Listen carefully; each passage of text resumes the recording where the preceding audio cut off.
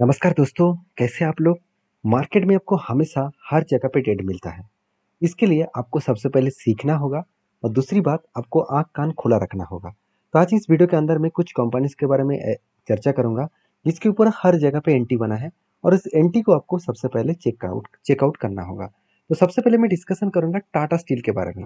देखिए, टाटा स्टील के ऊपर सबसे पहले मुझे जो पैटर्न्स देखने को मिला था, बहुत दिनों पहले ही पैटर्न्स मिला था। कुछ इस तरीके से पैटर्न्स मिले, एक लंबा सा जर्नी के हिसाब से कब बने और जर्नी कब से स्टार्ट हुआ था? 2021 के सितंबर मंथ से। तो 2021 के सितंबर मंथ के आसपास ही कंपनी ने क्या किया था, लाइफ टाइम हाई किए थे और उसके बाद कंपनी के ऊपर बिग फॉल हुआ था। अभी ऐसे क्या हो गया कि बिग फॉल हो गया? क्योंकि देखिए, कोविड के बाद कंपनी रुकने का नाम ही नहीं ले रहा था। कोविड के टाइम में इस कंपनी का प्राइस हो गया था 24। उसके बाद देखिए कंपनी हायर हाई बनते बनते आगे बढ़ रहे थे। तो फाइनली इस जगह पे कंपनी के ऊपर बिग फॉल हुआ, क्योंकि उसके बाद कंपनी के ऊपर बहुत सारे लोग यही सोचते थे कि कंपनी रिकवरी नहीं कर पाएंगे। तो कंपनी ने इस जगह से बेसिकली, ये जो जगह है, इस जगह से कंपनी फिर से उसको रिकवरी किया। वो जगह कौन सा है? करीबन 84 रुपीज़। वहाँ से कंपनी फिर से बाउंस बैक किया और ऊपर भी गया। और टोटल ओवरऑल इसका जो पैटर्न स्केट हुआ, यहाँ से एक कप बना और कप बनने के बाद क्या बना, छोटा सा एक हैंडल पैटर्न बना। और मुझे चाहिए था एक कप विथ हैंडल पैटर्न्स। तो कप का हाइट ज़्यादा होना चाहिए, हैंडल का हाइट कप के ऊपर होना चाहिए। तो उसी तरीके से पैटर्न स्केट हुआ और उसके बाद मैंने देखा कि इसका ब्रेकआउट भी हुआ, ब्रेकआउट कन्फर्मेशन भी हुआ। तो मुझे यहाँ पे एक ट्रेड मिला और मैंने ट्रेड को इनिशिएट किया और फाइनली देखिए क्या हुआ, धीरे धीरे करके ऊपर भी गए। उसके बाद इलेक्शन का रिजल्ट आया, क्रैश भी हुआ, उसको रिकवरी करने का कोशिश किया। उसके बाद बजट आया, उसके बाद भी क्रैश हुआ। अभी देखिए कंपनी फिर से वही लेवल को रिटेस्ट करके ऊपर जा रहा है, जो लेवल इस कंपनी के लिए एक स्ट्रांगली सपोर्ट लेवल है। अभी सपोर्ट लेवल क्यों बता रहा हूँ? क्योंकि देखिए, जिस लेवल को कंपनी लाइफ टाइम जिसका हाई था, उसी लेवल को ब्रेक करके ऊपर गया था। दूसरी बात, नीचे जब आया वही लेवल इसका सपोर्ट बने। तीसरी बात, 200 डेज मूविंग एवरेज भी इसका सपोर्ट बने। तो इतने सारे सपोर्ट बनने के बाद कंपनी इसी जगह पे आने के बाद कंपनी फिर से रिकवरी करने का कोशिश कर रहा है, क्योंकि कंपनी में सही में क्या दम है रिकवरी करने का और इस तरीके से करेक्शन होने के पीछे रीजन कौन सा है, चलो सबसे पहले वो भी देखना चाहिए। तो उसके लिए आपको क्वार्टरली रिजल्ट के ऊपर जाना चाहिए। आप देख सकते हैं कंपनी का सेल्स थोड़ा सा कम हो गया, एक्सपेंस मिटाने के बाद कंपनी का नेट प्रॉफिट वो भी कम हो गया। Obviously year P year basis में सॉरी, पिछले क्वार्टर की तुलना से कंपनी के क्वार्टरली जो रिजल्ट है वो खराब हुआ, मगर इस बार कंपनी उसको रिकवरी भी कर बैठे। मतलब 525 करोड़ का टोटल प्रॉफिट हुआ था पिछले सालों में और पिछले क्वार्टर में 555 करोड़ का टोटल प्रॉफिट हुआ था। इस बार 919 करोड़ का प्रॉफिट हुआ। मतलब कंपनी खुद को रिकवरी अच्छा खासा किया। तो जब कोई कंपनी रिजल्ट अच्छा खासा करे, क्या वो कंपनी चुप बैठेंगे? क्या कंपनी रुक सकता है? मेरे हिसाब से तो नहीं। आपके हिसाब से क्या है, ज़रूर मुझे कमेंट्स करके बता सकते हैं। और मुझे लगता है यहाँ से कंपनी अच्छा खासा बाउंस बैक करने का कोशिश करेंगे। तो बाउंस बैक होने का चांसेस कुछ इस लेवल से है। तो मैं इसके लिए इंतज़ार करूँगा और जो मैं टारगेट लेके चल रहा हूँ, एक बड़ा सा टारगेट है। अगर जहाँ पे एंटी बना था उस लेवल से अगर टॉप लेवल तक देखूँ तो ऑलमोस्ट 45% के आसपास टारगेट मिलने का चांसेस है।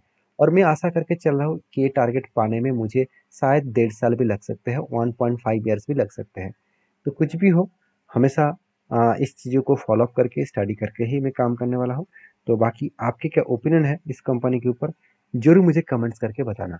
नेक्स्ट जो कंपनी है जिसके ऊपर मैं पहले डिस्कशन करने के सॉरी पहले ही डिस्कशन में आपको बताया था कि हर जगह पे कंपनीज के ऊपर टेक्निकली चार्ट पर आपको दिखेगा। आपको सिर्फ खुद एक बार छोटा सा रिसर्च तो करना होगा, क्योंकि देखिए मेहनत ना करेंगे तो कभी भी आपको कोई भी फल नहीं मिलेगा। तो मेहनत किस तरीके से मैंने किया वो मैं आपको बताता हूँ। मेहनत का मतलब है, मुझे यहाँ पे एक पैटर्न्स दिखे।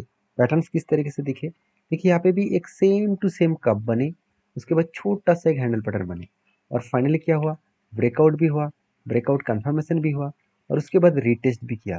तो जब रीटेस्ट किया तो इस जगह पे क्या बना, एक एंटी। और उसके बाद देखिए कंपनी धीरे धीरे करके एक दो बार रिटेस्ट किया, उसके बाद फाइनली देखिए धीरे धीरे करके टारगेट अचीव करने के लिए जा रहा है। जिस तरीके से कंपनी ने बाउंस बैक किए तो मुझे लगता है वो इजीली इस लेवल को टारगेट को अचीव करके ही दम लेंगे। अगर टारगेट हुआ तो कितने परसेंट का रिटर्न मिलेगा? करीबन करीबन 15%। और ये टारगेट मुझे लगता है एटलीस्ट 2 से 3 मंथ के अंदर अंदर ही मिलने वाले हैं। तो देखिए, इसका कोई गारंटी तो होता नहीं कि मिलेगा ही करके। तो मैं ज़्यादा से ज़्यादातर मुझे इतने सालों से जो एक्सपीरियंस हुआ है उस बेसिस में मैं मुझे लगता है कि इस कंपनी 2 से 3 मंथ के अंदर-अंदर टारगेट दे सकते हैं। अभी टारगेट कब होगा, किस तरीके से होगा, वो तो पता नहीं है। मैं कंटिन्यू इसीलिए करूँगा क्योंकि कंपनी में दम है। कितना दम है, मैं एक बार इस कंपनी के बिज़नेस के बारे में आपको दिखा दूँ, तो आपको पता चलेगा। अगर मैं इसके पेयर ग्रुप से बात करूँ, तो एल-एन-टी जो टेक्नोलॉजीज़ है, वो एक देखा जाए तो स्मॉल एंड जो मीडियम टाइप जो आईटी सेक्टर कंपनी है, उससे बिलॉन्ग करते हैं। अगर पूरा ओवरऑल डेटा के बारे में बात करूँ, तो आप खुद ही देख सकते हैं, बाकी कंपनीज़ का जो रिटर्न ऑफ इक्विटी है, उनमें से भी इस कंपनी का दम बहुत ज़्यादा है। साथ ही साथ आरओसी जो है, वो भी देखिए बाकी कंपनीज़ की तुलना से बहुत शानदार है। ईयर ऑफ ईयर का जो सेल्स का ग्रोथ है वो थोड़ा सा वीक हुआ है। बाकी कंपनीज का भी वीक है, सिर्फ केपीआईटी को छोड़कर बाकी सारे कंपनीज में सेम टू सेम हालत देखने को मिलेगा। अभी देखिए कंपनी के ऊपर जो मतलब मार्केट कैप है वो 57,300 करोड़ के आसपास है। मतलब ठीक ठाक है। वैल्यूएशन वाइज बात करो तो सारे कंपनीज का वैल्यूएशन 50% के आसपास ही है। पी रेशियो इसका भी 43 है।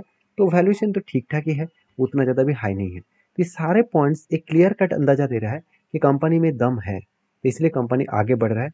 और दूसरी बात ये भी है, अगर मैं इन्वेस्टर के बारे में बात करूँ, तो इन्वेस्टर देखिए, प्रोमोटर के बाद एफएसडीएस पब्लिक किसी ने नहीं माल बेच किसी ने मतलब किसी ने भी माल नहीं बेचा। तो जैसे एफएस ने कुछ क्वांटिटी बेचा 1% का, तो वो माल किसने खरीदारी किए? डीएस ने। मतलब एफएस ने बेचा, डीएस ने खरीदारी किया। पब्लिक यहाँ पे कोई यहाँ पे बाई ही नहीं कर पाए। तो जब कोई इंस्टीट्यूशन माल बेच रहा है, दूसरी इंस्टीट्यूशन खरीदारी कर रहा है, तो सोचना उस कंपनी में दम है, तो इसलिए दूसरी इंस्टीट्यूशन उसको बाई भी करके होल्ड भी कर रहा है। तो मैं इस कंपनी के ऊपर बुलिश हूँ। आपके क्या व्यू है जरूर मुझे कमेंट्स करना, क्योंकि कंपनी के ऊपर जो म्यूचुअल फंड है वो भी इस कंपनी के ऊपर अच्छा खासा ट्रस्ट किया है, तो इसलिए इस कंपनी के ऊपर कंटिन्यूसली हाई वॉल्यूम के साथ बाइंग कर रहा है। तो कोई बाइंग तो छोटा मोटा हो नहीं रहा, क्योंकि अप्रैल मंथ, जून मंथ, जुलाई मंथ में हर मंथ में देखा तो अच्छा खासा यहाँ पे हाई वॉल्यूम के साथ बाइंग हुआ है। तो जो सिचुएशन क्रिएट हुआ है उस सिचुएशन के हिसाब से बात करो तो कंपनी में अच्छा खासा दम है, तो इसलिए कंपनी अच्छा खासा ग्रोथ भी कर रहा है। बाकी नेक्स्ट जो कंपनी है उसके बारे में चर्चा करें, उसका नाम है अल्ट्राटेक सीमेंट लिमिटेड। तो अल्ट्राटेक सीमेंट लिमिटेड के ऊपर ज़्यादा कुछ कहने का जरूरत ही नहीं है, क्योंकि कंपनी इंडिया के नंबर 1 कंपनी है और वो नंबर 1 भी रहेगा। आप कहेंगे सर आप तो बेवकूफ़ जैसे बात कर रहे हैं। हाँ, ये बात सही भी है, गलत भी है, क्योंकि बेवकूफ़ जैसे बात नहीं कर रहा हूँ, क्योंकि अगर कंपनी के पेयर ग्रुप से बात करूँ, तो इसका पेयर ग्रुप से आप देखेंगे तो बाकी कंपनीज़ का मार्केट कैप तो छूने में बहुत ज़्यादा टाइम लग जाएगा। चलो अंबुजा सीमेंट को पकड़ लेते हैं, जिसका मार्केट कैप कितना है 1,55,000 करोड़, और अल्ट्राटेक सीमेंट का कितना 3,26,000 करोड़, मतलब डबल से भी ज़्यादा है। तो इसको टच करना इतना आसान तो नहीं होगा। देखिए, 1,50,000 से 3,00,000 आप बना सकते हैं, मगर 1,50,000 करोड़ से 3,00,000 करोड़ बनाना इतना आसान नहीं है। तो चीज़ों को आपको समझना पड़ेगा। हाँ, अंबुजा टक्कर देने के लिए खास हो सकता है, क्योंकि इसके पीछे अदानी ग्रुप के हाथ है। तो अदानी ग्रुप के पास तो पैसा है, और अदानी ग्रुप तो अलग तरीके से पैसा भी कमाता है। ये तो हिंदन पाक ने बहुत बार बोल चुके हैं कि बहुत सारे सेल कंपनी बना के रखे हैं बाहर की कंट्रीज में, और उसी सेल कंपनी से अदानी ग्रुप को ऑपरेट किया जा रहा है। तो मतलब अदानी कंपनीज को ऑपरेट किया जा रहा है। तो अदानी खुद खुद के कंपनीज को वो निवेश करके उसके शेयर को बूस्ट कर रहा है। तो क्या हो रहा है कि नहीं हो रहा है वो तो बाद की बात है, मगर अंबुजा सीमेंट भी कोई खराब कंपनी नहीं है। टक्कर लेने के लिए अंबुजा सीमेंट अल्ट्राटेक सीमेंट से लड़ सकते हैं। मतलब अभी ही इतना आसान नहीं है उसको बीट कर पाएंगे। हाँ, एक तो दिक्कत वाला बात यही है कि सारे सीमेंट कंपनी के जो सेल्स है वो डाउन हुआ है। सारे सीमेंट कंपनी के जो प्रॉफिट मार्जिन है वो डाउन हुआ है। तो ऐसा क्यों? क्योंकि गवर्नमेंट तो बता रहा है कि इंफ्रास्ट्रक्चर में बिल्ड होगा, कंस्ट्रक्शन ज़्यादा होगा, तो सीमेंट मैन्युफैक्चरिंग कंपनी को तो ज़्यादा सेल एंड प्रॉफिट होना चाहिए था। देखिए, अभी तो सिर्फ गवर्नमेंट ने बताया है, तो वो काम कब होगा? क्योंकि गवर्नमेंट के बात तो आप जानते ही है। आज बोला गया है तो वो कब स्टार्ट होगा, कब होगा, उसका कोई अता पता नहीं है। तो इसमें जो ग्रोथ पोटेंशियल है वो थोड़ा-सा टाइम लग सकते हैं। बाकी अल्ट्राटेक सीमेंट में कोई खराबी नहीं है, कंपनी में दम है, क्योंकि कंपनी हर साल खुद के सेल्स एंड प्रॉफिट ग्रोथ को मेंटेन्स करता है, अच्छा खासा सेल्स एंड प्रॉफिट ग्रोथ को मेंटेन भी करता है। उसके साथ-साथ जो डेटा मुझे सबसे बेस्ट लगा कंपनी का फिक्स्ड एसेट परचेज में, कंपनी इस बार हाईएस्टली फिक्स्ड एसेट परचेज किया, जो आज तक की सबसे हाईएस्ट फिक्स्ड एसेट परचेज है। और ये पॉइंट्स कंपनी को एक मतलब अच्छा खासा मतलब वॉल्यूम ग्रोथ करने में मतलब कामयाबी जरूर दिखाएंगे। और इन्वेस्टमेंट जो परचेज है, मतलब कितने इन्वेस्टमेंट किया, इस बार 7,700 करोड़ के आसपास इन्वेस्टमेंट भी किया गया। तो ओवरऑल सारे दिशा यही बता रहे हैं कि कंपनी में दम है, जिसके चलते कंपनी आगे बढ़ सकते हैं। अभी चलो इन्वेस्टर भी देख लेते हैं। कंपनी में अगर पोटेंशियल नहीं होता तो एफआईएस और डीएस इतना क्वांटिटी को ऐड नहीं करता, और पब्लिक के पास जितना होल्डिंग है उतना ही है, और प्रोमोटर के पास जितना होल्डिंग है उतना ही है। कोई माल बेचने के लिए तैयार नहीं है। क्यों माल बेचे? अगर हमें इसको अगर डेटा दिखा दूँ तो आप खुद ही देख सकते हैं। हर साल में एवरेजली देखा जाए तो 1 साल, 3 साल, 5 साल, 10 साल में एवरेजली आपको 15 से 20% के ऊपर रिटर्न कंपनी जनरेट करके दिया। तो जो कंपनी एवरेजली 15 से 20% रिटर्न जनरेट करके दे रहा है, तो उस कंपनी के ऊपर एक ट्रस्ट बिल तो होना चाहिए। बाकी अल्ट्राटेक सीमेंट के ऊपर जब जब मुझे ट्रेड मतलब कोई भी ट्रेड मिला तो उसको मैं जरूर लिया। जैसे यहाँ पे भी एक पैटर्न क्रिएट हुआ, मैं आपको जरूर यहाँ पे दिखाने वाला हूँ। आप खुद ही देख सकते हैं यहाँ पे कब बने, उसके बाद हैंडल पैटर्न बने। देखिए स्ट्रेटजीज में बहुत बार यूज करता हूँ, बहुत जगह पे इसका मैं जिक्र किया हूँ कि किस तरीके से स्ट्रेटजीज में दम है। उसके पहले कंपनी का फाइनेंशियल फंडामेंटल्स को चेकआउट करना पड़ेगा। तो जो टारगेट था कुछ इस तरीके से 10,800 के आसपास इसका टारगेट था।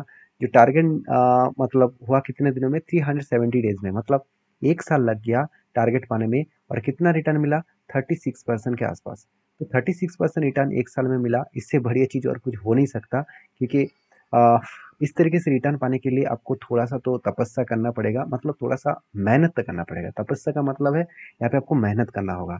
तो मेरे साथ जुड़िए, मेरे चैनल को सब्सक्राइब करिए। मैं सारे डेटा, सारे इन्फॉर्मेशन आपको इसी तरीके से शेयर करता रहूँगा। तो नेक्स्ट जो कंपनी, उसका नाम है फ्रैंकलिन इंडस्ट्रीज लिमिटेड। जो कंपनी एक अच्छा खासा जर्नी तो किया था, उसके बाद बिग क्रैश हो गया। तो इसके कारण भी है, कंपनी के ऊपर इतना शानदार जर्नी होने के पीछे रीजन ऐसे है कि कंपनी एक के बदले एक शेयर यहाँ पे बोनस के तरफ से देने वाले हैं हर इन्वेस्टर को। तो जो लोग बोनस पाना चाहते हैं, इस कंपनी के ऊपर डीपली रिसर्च करे, उसके बाद कुछ डिसीजन ले। क्योंकि मेरे तरफ से ये सारे कंपनीज के बारे में जो चर्चा किया हूँ, उसके ऊपर मेरे तरफ से कोई भी रिकमेंडेशन नहीं है। मेरे तरफ से सारी चीज़ों को एज ए एजुकेशन पर्पस में लेना। और अगर आपको किसी भी कंपनी के ऊपर बाय सेल करना है, एक बार आपको फाइनेंशियल एडवाइजर के साथ बातचीत करके ही काम करना। मिलते हैं नेक्स्ट वीडियो में, तब तक के लिए धन्यवाद।